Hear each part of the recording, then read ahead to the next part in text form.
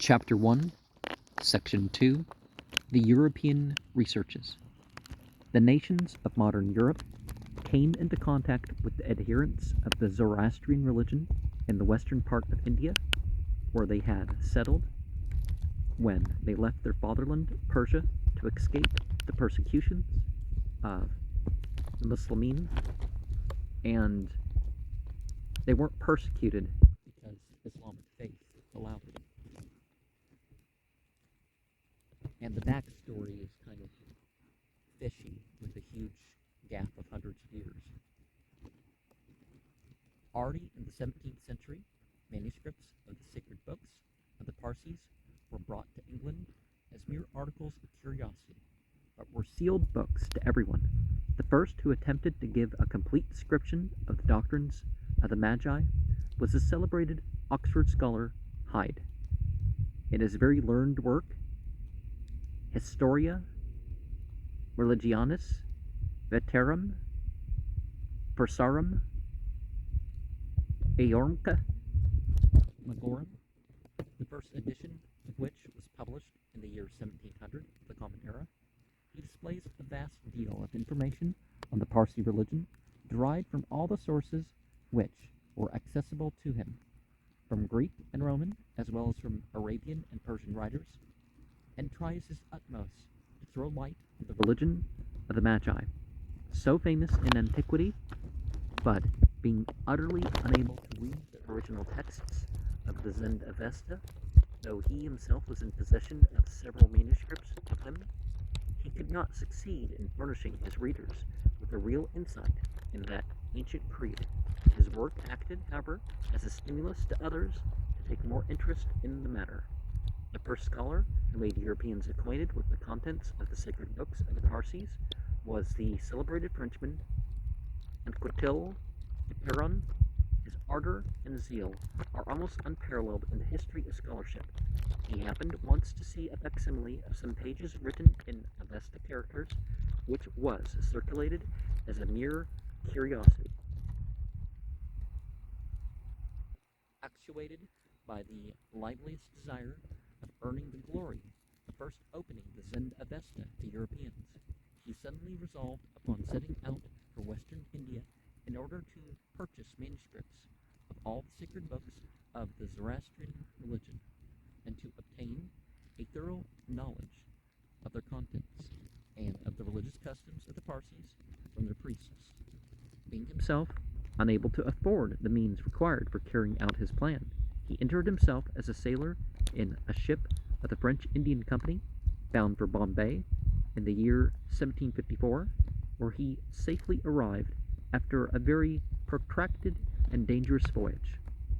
All the hardships he had to suffer during his passage would have been endured in vain, and he would have ultimately failed in obtaining what he was aiming for, if the French government had not granted him support. The Parsi priests, being full of distrust towards him, were not willing to sell him valuable manuscripts, and far less to teach him the language of their sacred books.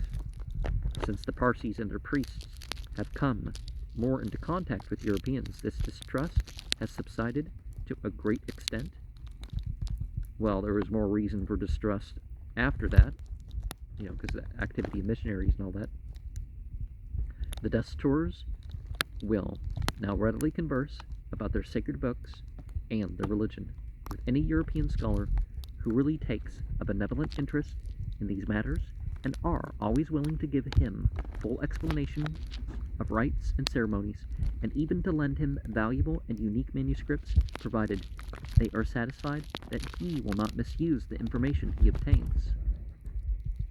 Finally, the only means of obtaining the object wished for was money. He bribed one of the most learned Desturs, Destur Darab at Surat, to procure him manuscripts, and to instruct him in the Avesta and Pahlavi languages.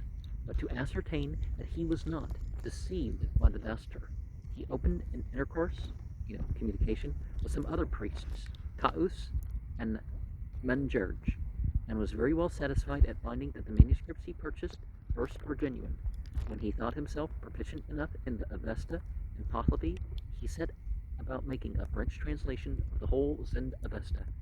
He commenced that work in March 1759 and was engaged in it up to the time of his departure. He left for Europe in 1761 after 6 years' stay in different places in western India. He had purchased about 180 manuscripts in different Oriental languages, among which were copies of the sacred books of the Parsis. When, after a long time and painful passage, he arrived in Europe, he did not proceed at once to his fatherland, France, but went first to England to ascertain whether or not the Avesta manuscripts to be found there agreed with those in his own possession. Finding that they did not differ, he returned quite satisfied to France. All his manuscripts, together with the dictations of the Dasturs, were deposited in the National Library at Paris, where they may be still inspected and used by the student.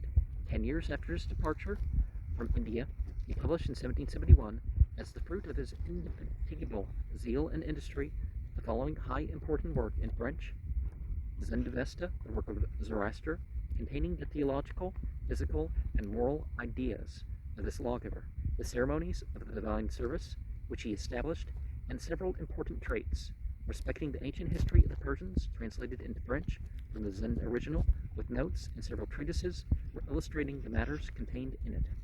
By Anquetil Ibran, 2 volumes, 4 0.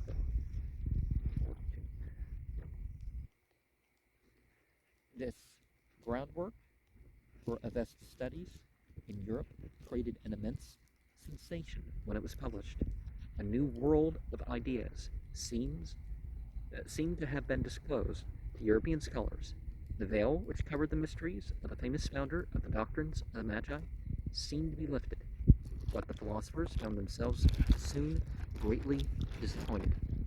Kant, the great German philosopher, said, after a careful perusal of the whole work, that throughout the whole Zend Avesta, not the slightest trace of philosophical ideas could be discovered. The chief question, however, was the authenticity of these books. Some contested, others advocated it. In England, the opinion prevailed that the books were forged and Anquetil imposed upon by the priests. The celebrated Oriental scholar Sir William Jones published in 1771 a letter in French addressed to Anquetil du Perron, W. Jones Works, Volume 10, page 403 to 499, where he tried to prove that the works translated by that scholar could not be considered as the composition of the celebrated Zoroaster. The chief reason alleged by him was that their contents grossly contradicted the common sense and all sound reasoning. The authority of these books as the chief source of information on the doctrines of Zoroaster was thus denied, and they were represented as the fictions of priestcraft brought forward as the works of Zoroaster. Richardson, the celebrated Persian lexicographer, tried to prove the spuriousness of the Parsi books translated by Anquetil, mainly from philological reasons. He held the opinion, in his preface to his Persian dictionary, that the 2 languages, Zend and Pahlavi, from which learned Frenchmen had translated them, were mere inventions, which had never existed in the provinces of the Persian Empire. His opinion was founded upon 4 reasons. 1. There is too great a number of Arabic words in both of them, which is a strong proof against their genuineness. Well, if Sanskrit and Avestan and languages like that influenced later languages, you're going to find a lot of that. 2. The harsh combinations of consonants are contrary to the genius of the Persian language. 3. There is no connection between them in modern Persian. 4. The contents of the books, besides, are so childish that they cannot be ascribed to the ancient Persians. All these reasons can be easily refuted in the present state of research into the Zend Avesta, but it would be a mere waste of space and time to enter into a real discussion about the authenticity of the Avesta and Pahlavi. In these languages, there are no Arabic words whatever.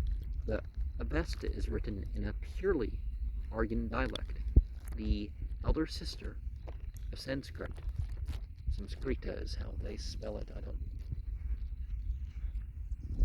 as can be easily seen on comparing it with the language of the Veda. In Pahlavi, there are many Chaldi, but no Arabic words, and the greater part of the language has a close connection with modern Persian. In France, the authenticity of these books was not doubted, and the great merits of Anquetil were at once acknowledged. In Germany, the opinions of scholars were at issue. Some, as Miners and Teixen, acceded to the proofs alleged against the genuineness of these books, but another renowned German scholar, Kloecker, not only admitted the authenticity of Anquetil's work, but translated the whole of it into German and added several appendices containing passages from ancient writers on the religion of the Magi. In advocating the authenticity of Anquetil's Zend-Avesta, he relied chiefly on the accordance of the reports of classical writers with those contained in these books. For a long time, the correctness of Anquetil's translation was not doubted by anyone, for he had learned the languages from the most competent Parsi priests themselves, who were supposed to possess necessarily a thorough and profound knowledge of their sacred books. Well, particularly when you operate with translations of things, there are word associations of the people who do the translation are a lack of them that the other people that see it will not have. In Germany, the work was thenceforth the standard authority for all researches into the ancient Persian religion, and the divines used it even for the interpretation of the Old Testament. In England, it was laid aside as spurious and not deserving any attention. The most comprehensive and best description of the Persian religion, chiefly according to the work of Anquetil, was compiled by Rode, The Holy Tradition of the Zend People, 1820. Inquiries into the real nature of the Avesta and Pahlavi languages were not made until more than 50 years after Anquetil's work had appeared. The first who attempted to study this difficult subject was the great Danish scholar Rosk, who had himself been in Bombay and had purchased many valuable Avesta and Pahlavi manuscripts, which are now deposited in the University Library at Copenhagen. He wrote in 1826 a pamphlet on the age and genuineness of the Zend language. In this little book, he provided the close affinity of the language of the Zend-Avesta to Sanskrit. This proof was sufficient to remove whatever doubts might have been entertained as to the genuineness of the Avesta language. If this language was a true and genuine sister to Sanskrit, then of course it could not be a mere invention of the priests. Moreover, would have been utterly unable to invent such a well-organized language as that of the Avesta really is. Although Anquetil deposited all the rough copies of his work together with the dictations of his Parsi teachers, they go by the name of Les Brilliants d'Anquetil in the National Library at Paris, for the purpose of subjecting its translation to public examination. For a long time, no examiner came forward, as Anquetil possessed neither grammar nor dictionary of the Avesta language, because they did not exist. There were, in fact, no means of subjecting his work to a rigid examination. First, the grammatical structure of this ancient language and the etymology of its words had to be discovered, but the only means of accomplishing this were by comparing it with Sanskrit, with which highly finished language Europeans have become acquainted since the end of the last century, and Anquetil himself was thinking of acquiring a knowledge of this language from the Brahmins and translating the Vedas, but he did not succeed. The study of Sanskrit spread rapidly from England, France, and Germany. Everywhere, the high importance of this classical language was at once acknowledged. Scholars early discovered its close affinity to Greek and Latin, and as soon as attention was directed to the Zend-Avesta, the relationship of its language to Sanskrit could not but strike the inquirer as still closer, even at the first glance. As already mentioned, Rosk proved this close affinity, but he gave only a few hints, tending to lead men of high talents to discoveries, so that Rosk himself not be considered as one of the founders of the Avesta philology. This honor was also reserved for Frenchmen. The first who laid the foundation of a real Avesta philology was Eugene Burnouf, professor of Sanskrit at the College de France at Paris, one of the most gifted and talented scholars of his time, a man of whom, as a countryman, Frenchmen have just reason to be proud, being himself exceedingly well versed in classical Sanskrit, not in that of the Vedas, of his mastery of which language he has left us more than sufficient specimens in his translation of the Bhagavata Purana and his classical works on Buddhism. He applied his sound and critical knowledge of it to the discovery of the rudiments of Avesta grammar and etymology, and his laborious researches were crowned with success.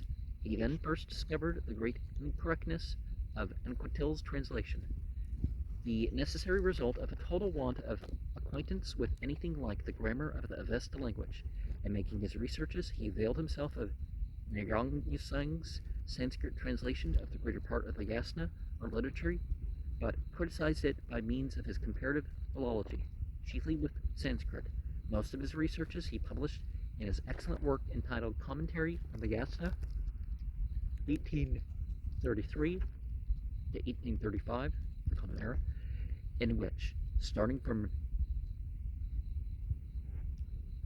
Naryosang's Sanskrit translation, he gave a translation with too copious an explanation of only the first chapter out of the 72 which make up the present Yasna, or liturgy. In several numbers of the journal Asiatique, 1844 to 1846, he published a revised text, translation, and explanation of the 9th chapter of the Yasna, containing the praise of Homa, corresponding to the Soma of the Brahmins. Now, there was a recipe that gave 37 other ingredients. Soma. Here we make the Soma, and opium, ephedra, and marijuana went into it. The Homa is up to 40 ingredients.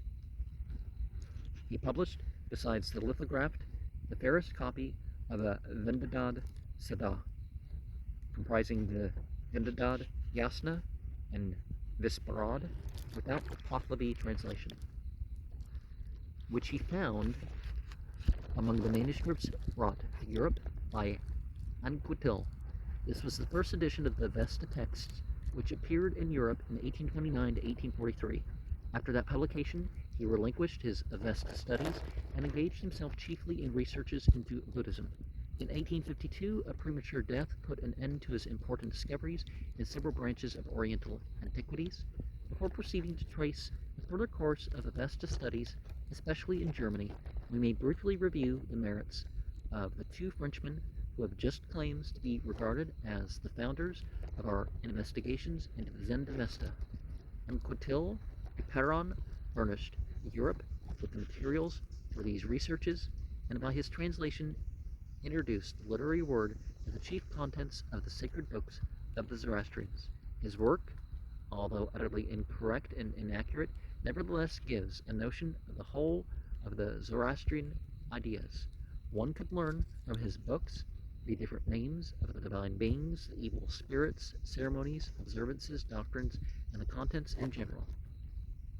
The reader could see, for instance, that in the first chapter of the Vendadad, the names of 16 countries were enumerated, which, being originally good, were spoiled by the bad creations of the devil. That in its second chapter, the story of Yima, Jamshed, was treated, that the Yasna contains prayers of different kinds addressed to different objects of worship and so on, but it is in the easier parts only that he could gain even an approximate knowledge of the contents. In the more difficult ones, such as the Gathas, he could not attain even so much, because in them nearly all was translated by Anquetil Duperron according to his own fancy and imagination, being utterly unable to distinguish cases, tenses, moods, personal terminations, and so on. He was liable to the gravest errors and mistakes which gave rise to wrong conceptions, not only of subordinate points, but of such as were of the highest importance to those interested in the Zoroastrian religion. To enable the reader to judge of Anquetil's way of translating, we may take his translation of one of the most celebrated passages of the Vendidad, chapter 19, verse 9, edition of Westergaard, which was supposed to prove Zarvan Akarana, boundless time, to be the primitive being and creator of the good and bad spirits. Ahriman, master of the bad law, being absorbed in glory, has created thee, the boundless time, has given thee, it has given also with magnificence the Ameshaspens.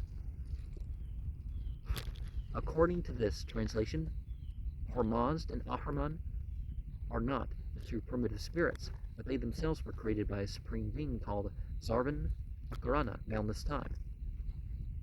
This verse concludes an old song describing the devil's attacks upon Zarathustra and the conversation carried on between them. In the third essay of his work, the reader will find a translation of the whole.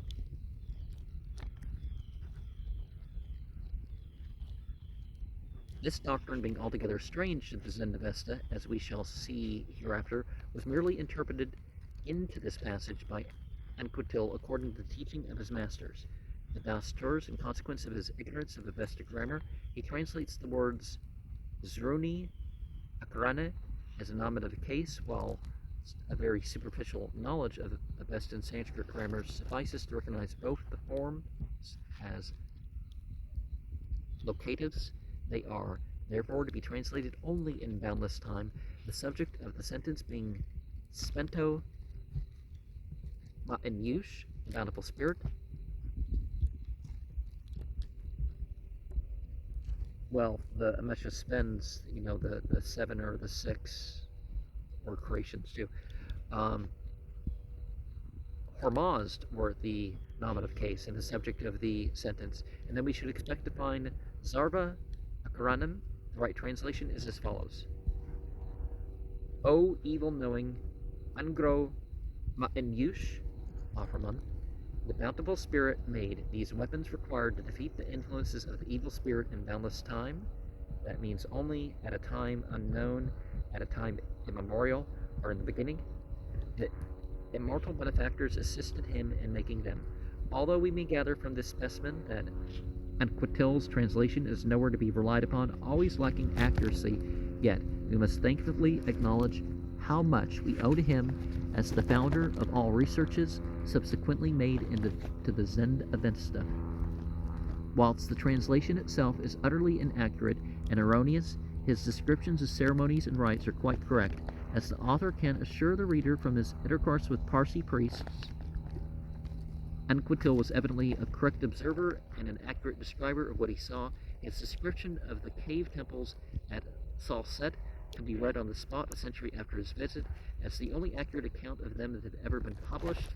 Now, a lot of people, like for example, the Quran, there's a full translation and all that, and people know the language, but some people will try to tell you that the Quran says that Jesus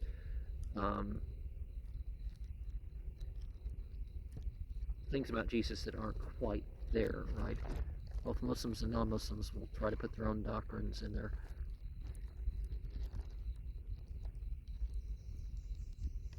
He was a trustworthy man in every respect, and wrote only what he was taught by the Parsi Dasturs.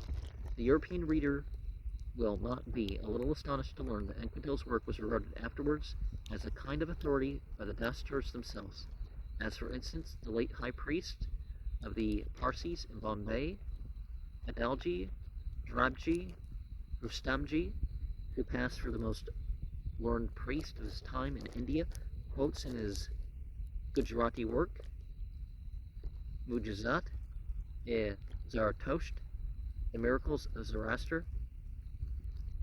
Wait, is that red book I have on my shelf? Anquetil has an authority in order to countenance his strange and quite erroneous explanation of the word Steher Esanhem, decorated with stars, as meaning Zedra, the shirt worn by the Parsis, an interpretation which contradicts tradition as well as the context of these passages and was consequently not acknowledged by other Dasturs. The high priests of the Parsi community were the only preservers of the religious traditions, and their interpreters derive all their information about the religion not from the original Avesta texts themselves, but from the Pahlavi translation made of them at the time of the Sasanians. Considering that even this translation is not quite correct, and moreover that it is not understood by the Basturs in a critical and philological way, how can Anquetil be expected to have furnished us with an accurate translation? In many instances, also, Anquetil misunderstood the Basturs, so that his translation was tinged with errors of three kinds, viz. Those of the Pahlavi translations, those of the Basturs, and those of his own misunderstandings. His work, therefore, cannot stand the test of close examination, and from a critical point of view, it can hardly be styled a translation. It is only a summary report in an extended form of the contents of the Zend Avesta, but he cannot be blamed for that. At his time, it was impossible for the most learned and sagacious scholars to do more than he actually did. From the Basturs, he learned the approximate meanings of the words, and starting from this very rudimentary knowledge, he then simply guessed the sense of each sentence. Bernoff, who first investigated in a scientific way the language of the Zend Avesta, would never have succeeded in laying the foundation of Avesta philology without the aid of Anquetil's labors. Anquetil had left ample materials for future researches, and had furnished scholars with a summary of the contents of the Zend Avesta. Bernoff, in making his researches, availed himself chiefly of a Sanskrit translation of the Asta, or literature of the Parsis, and found on closer inquiry that this work was more reliable than Anquetil's translation. The Pahlavi translation, upon which this Sanskrit one is founded, would have better answered his purposes, but as he did not take the trouble to study this very peculiar language, it was of no use to him. Mario Sung's Sanskrit translation was then, as to grammatical forms and etymologies, rectified by Bernoff by means of comparative philology, chiefly Sanskrit, but these aids did not prevent him from committing many errors. On the one side, he relied too much on Mario Sung's imperfect work. On the other, he applied too often to Sanskrit etymologies. It is true he had made extensive preparations before he had commenced his researches, for he had compiled for his private use a vocabulary of the Avesta words, with quotations from the Zend Avesta, where each particular word occurs. In making his laborious inquiries into the meaning of any particular word, he quoted parallel passages, the broad ground on which the whole of modern philology, now so highly developed, rests. But there being at his disposal no printed editions of the Zend Avesta based on the different manuscripts, and pointing out the various readings, he could not peruse the whole of it so carefully as would have been requisite to guard himself against mistakes which he was otherwise unable to avoid. He was therefore obliged to forego and overlook important passages which would have guided him in many instances in ascertaining the exact meaning. His etymological proof, he was not always fortunate. Thus he says, Actur Iria, Yasna 9:14, Vendadad 10:11, is derived from the Vedic root unj, to which he ascribes the meaning to sing, and may be taken in the sense of made or being sung. This is utterly wrong. The root unj, for which he traces the word in question, never means in the Vedas to sing, but to smear, anoint, being identical with the Latin unguo, to smear. The context of the passage where the word in question occurs, besides, requires another meaning. Had he cast a glance only at Vendad 10, verse 3 and 7, he would have recognized the word as a numeral, meaning 4 times, literally till the 4th time, and being composed of the preposition up to, till as far as, long A, to area, 4th, compare quatuor in Latin, Caturi in Lithuanian, 4. To the word Karafan, he writes the crude form wrongly, Karafna, guessing it from the very frequent genitive plural, Thrafnam. He ascribes the meaning death, while it means, according to the Vedic language, a performer of sacrifices, as we shall see in the fourth essay. He lacked, to a certain extent, the skill requisite for forming sound etymologies, which is really a difficult task. And besides, his acquaintance with the most ancient forms and words in Sanskrit, as they are to be met with only in the Vedas, was too superficial.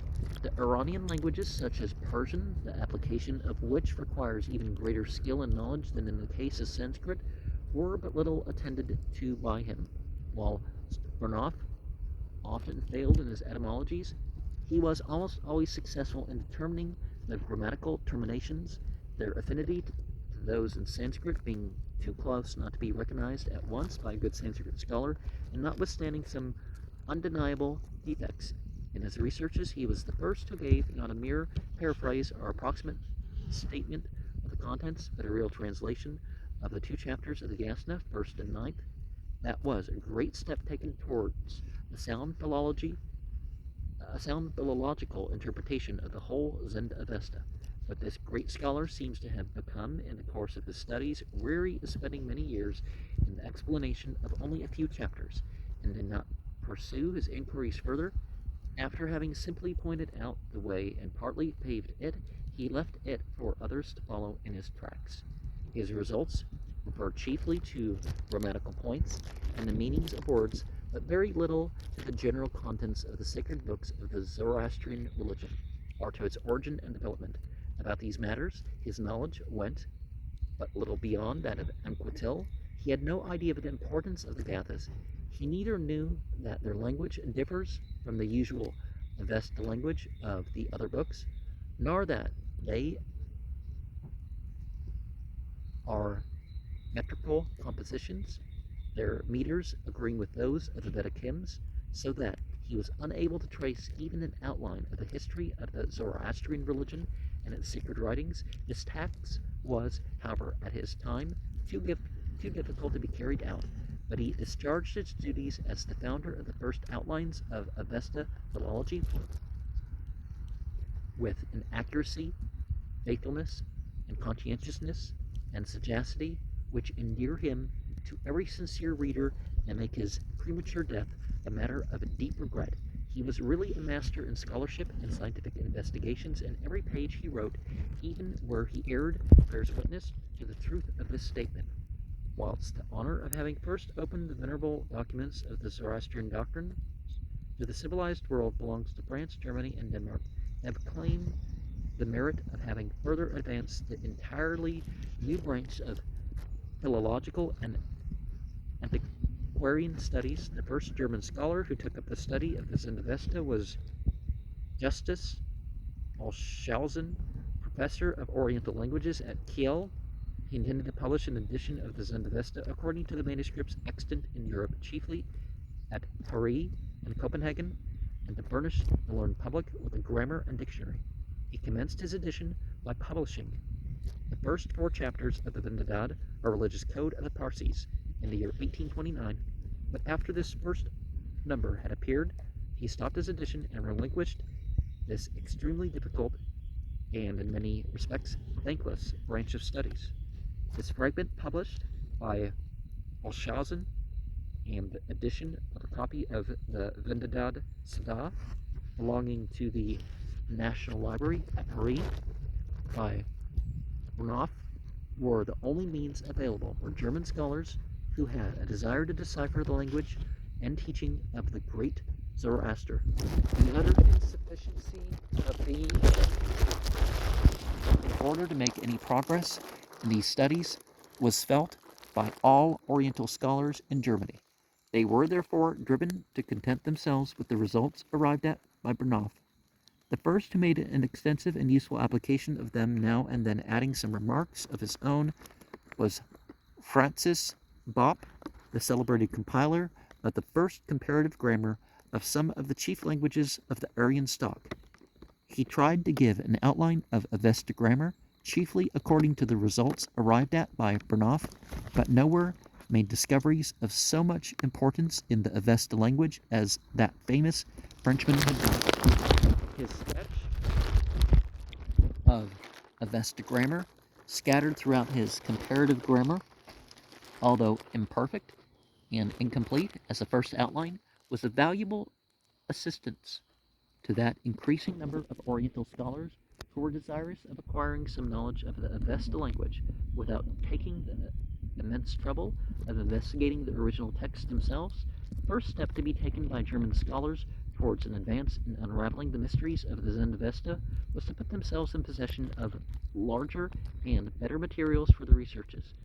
There being no Avesta manuscripts of importance in any German library, students were obliged to go to Paris, Copenhagen, London, and Oxford, the only places where Avesta manuscripts of value were to be found in Europe among the German states. The honor of having provided scholars with the necessary means to stay at these places in order to collect more ample materials belongs to Bavaria. The Bavarian government granted considerable sums for these purposes to two scholars of its country, Mark Joseph Müller, afterwards professor of Oriental languages at Munich, and to Frederick Spiegel, now professor of Oriental languages at the Bavarian University of Erlangen.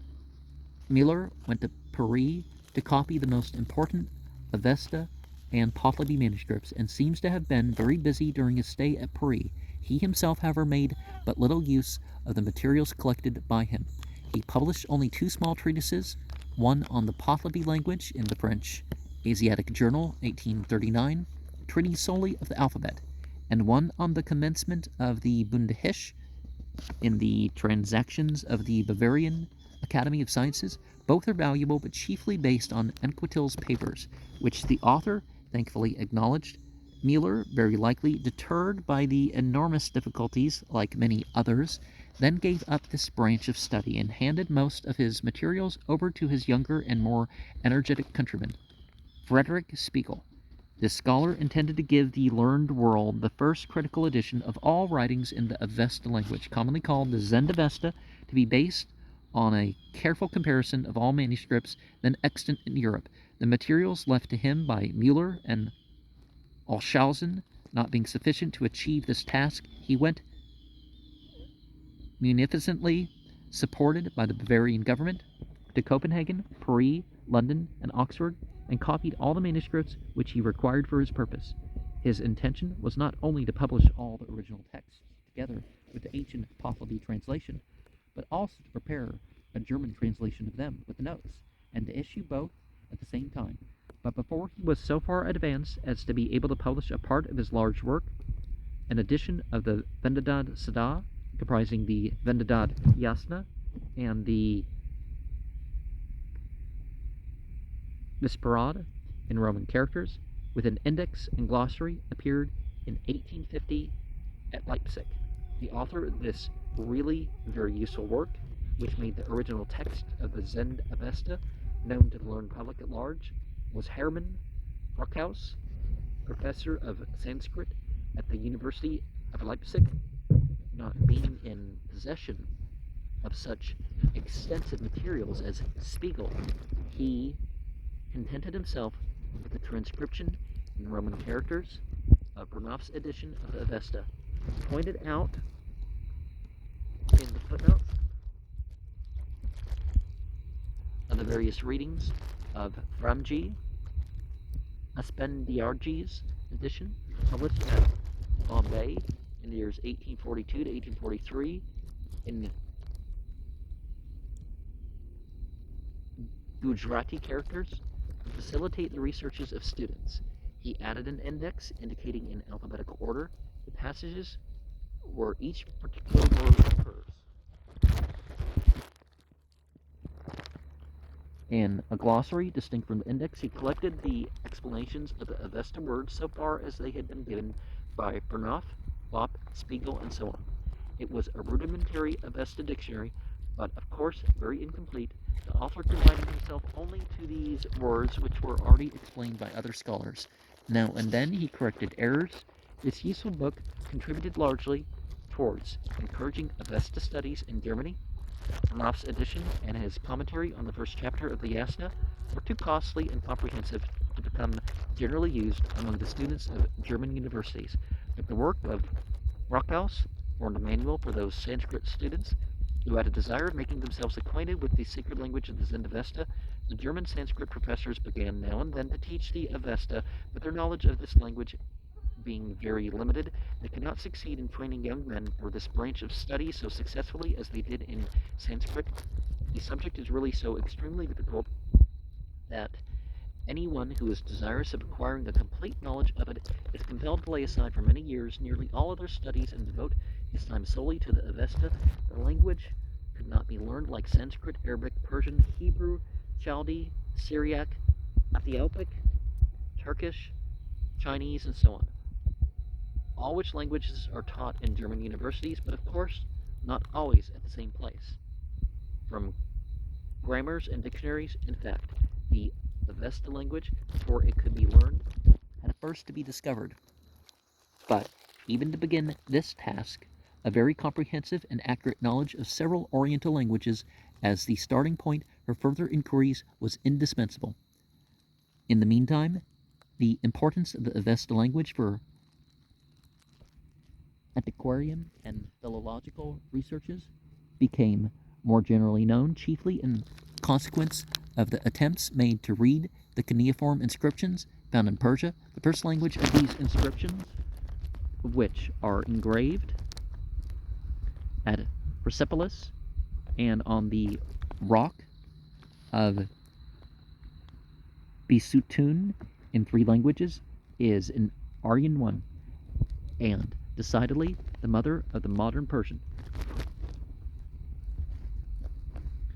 Its very close affinity to the Avesta language struck everyone at the first glance, hence the great importance of this language for deciphering these inscriptions was at once acknowledged. That circumstance removed many doubts which were still entertained, especially in England, about the genuineness of the Avesta language. The first work written in English which shows any acquaintance with the original Avesta text was the Reverend Dr. Wilson's book on the Parsi religion, published in Bombay in 1843, which, although it relies chiefly upon the results of Bernhoft's researches, also contains frequent indications of independent investigation. Whilst Spiegel was preparing his critical edition of the Zend-Avesta, Westergaard, professor at Copenhagen, announced another one also, prepared from the same materials as were at the former's disposal. This great Danish scholar had the first claims to the publication of an edition of the Avesta text on account of the great trouble he had taken to collect additional materials for such a work. Not satisfied with the materials extant in Europe, he left for India and Persia in order to search after new ones. During his stay in India and Persia, 1841-1843, he unfortunately did not succeed in obtaining manuscripts of much value. There were indeed some old copies of the Avesta books extant in Gujarat, and even in Bombay, but it is very difficult to purchase them. In Persia, no books, hitherto unknown, could be discovered by Westergaard, and even of those known to the Parsis in India, he found only very few copies. We must therefore consider Western India, but more particularly Gujarat, as the only place where any books hitherto unknown may be discovered. In the advertisement of his edition of the Zend-Avesta, Westergaard announced the edition of a complete dictionary with a grammar of both the Avestan dialects, an English translation of the whole, and an account of Iranian antiquities according to the Zend-Avesta. The first fruit of Westergaard's Iranian studies was, however, not an edition of the Zend-Avesta, but one of the Bundahish, our original creation, still extant in Pahlavi, but not in the Avesta. It is a compendious description of much of the Parsi religion, but it is not acknowledged by the Dasturus as a canonical book, like those styled Zend-Avesta, its contents agreeing so exceedingly well with the reports of Theopompus and Hermippus mentioned above, that we are driven to assign to the original are its sources a date not later than the 4th century, before the Christian era. Westergaard's edition, Copenhagen 1851, contains, however, only a lithographed version of one very old codex of the Bunde Hisch, extant in the University Library at Copenhagen. He added neither translation nor notes. The only addition he made was a transcript of 2 inscriptions of the Sasanians found in a cave at Hajiabad, which were copied by him during his stay in Persia. This edition was reviewed by the writer of these essays, and the review was accompanied by a short sketch of the Pahlavi grammar. See Über die Pahlavi Sprach und den Bundehesch in die Göttinger Gelehrten in Zeigen, 1854. Before Spiegel issued the first number of his edition of the Avesta texts, he published a grammar of the Parsi language, Leipzig, 1851. He means by Parsi language that which is now called Pazand by the Dasturs. It differs very little from modern Persian except in the want of Arabic words, and is nearly identical with the language written by the great Persian poet Firdausi of 1000 of the Common Era. We are therefore fully entitled to call it a somewhat obsolete form of modern Persian. Spiegel added some specimens of religious literature extant in Parsi with a German translation. This book was also reviewed in 1853 by the writer of these essays, who found himself compelled to take an unfavorable view of the scholarship displayed by its author.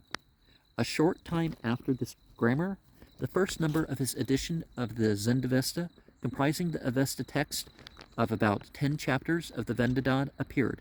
It was printed with beautiful new type at the Imperial Printing Office at Vienna, 1851, and is really a masterpiece of typography.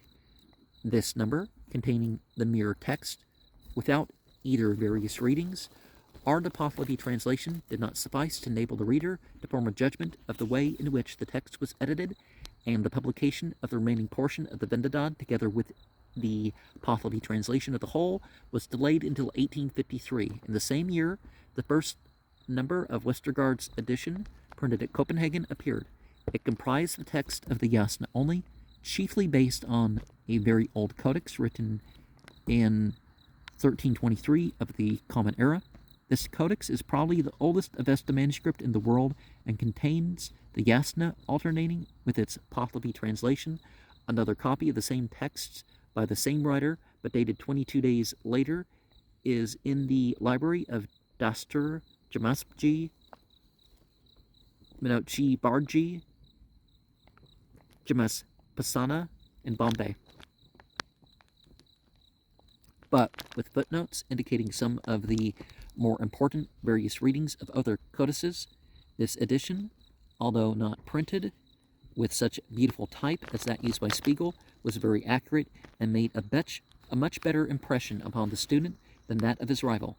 In this first number, one could see that he had recognized the 5 gathas as metrical pieces.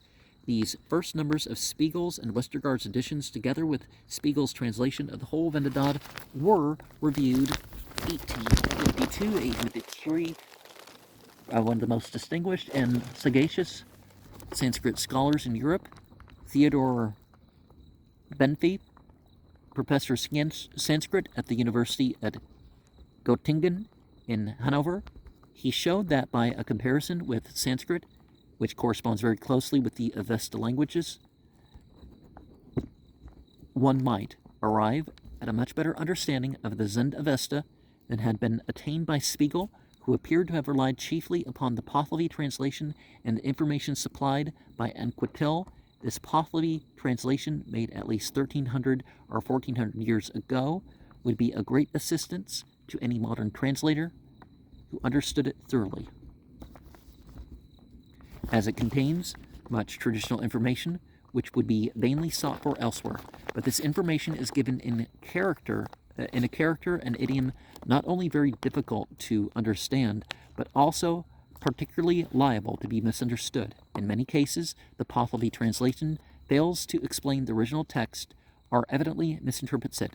Under these circumstances, it can be safely used only as a supplementary authority in confirmation or modification of results already obtained after the manner of Bernoth by a careful comparison of parallel passages and search for Sanskrit equivalents, or when these means fail, the Pahlavi translation may often afford valuable assistance if used judiciously.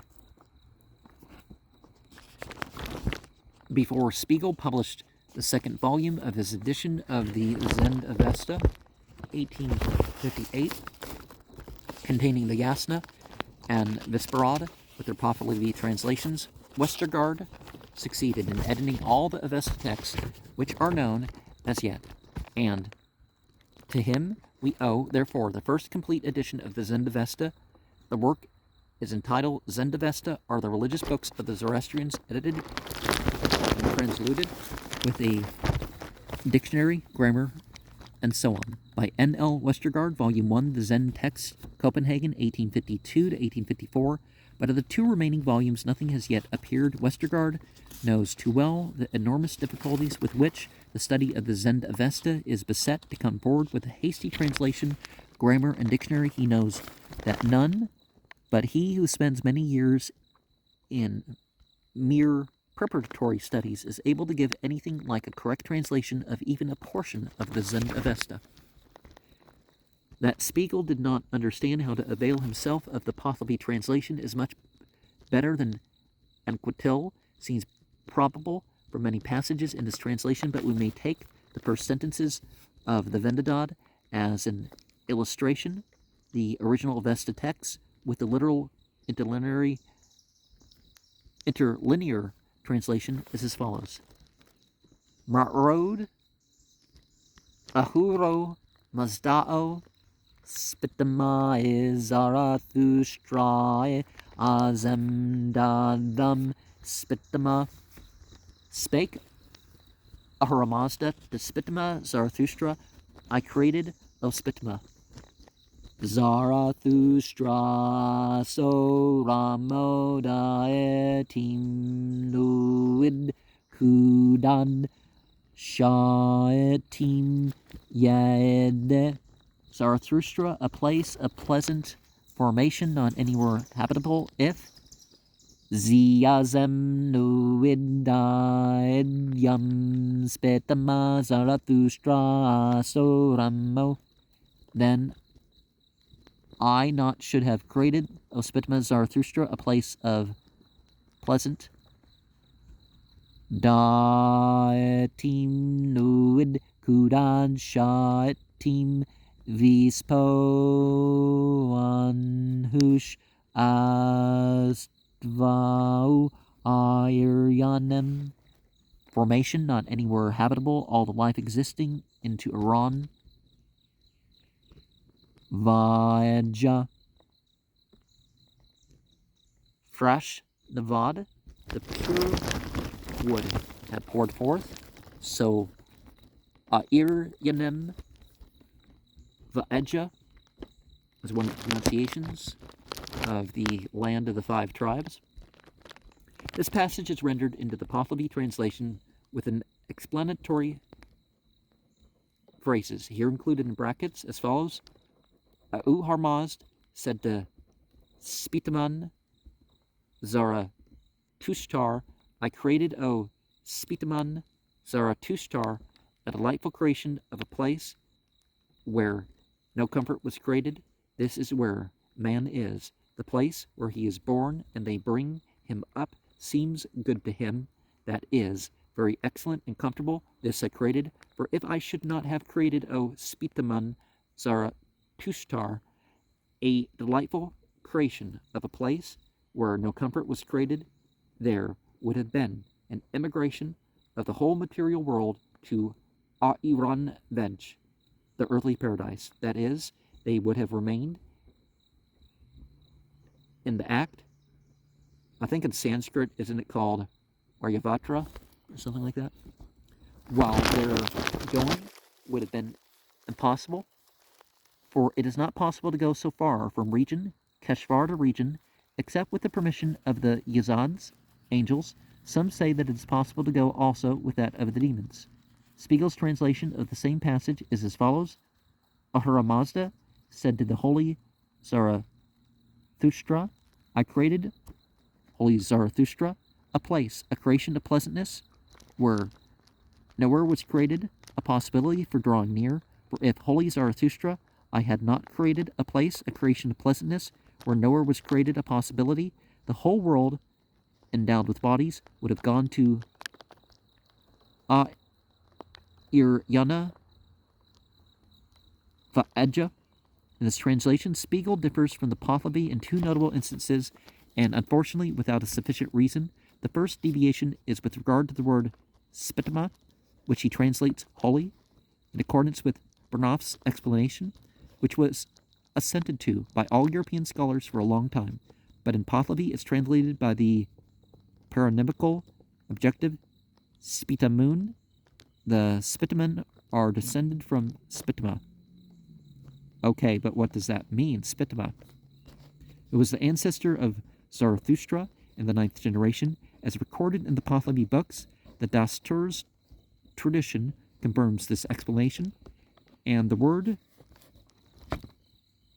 spitama never occurs in any other connection with the meaning of holy. Other deviation is with regard to the word sha'atim, which Spiegel translates as possibility, but the Pahlavi translates more correctly by asani, comfort.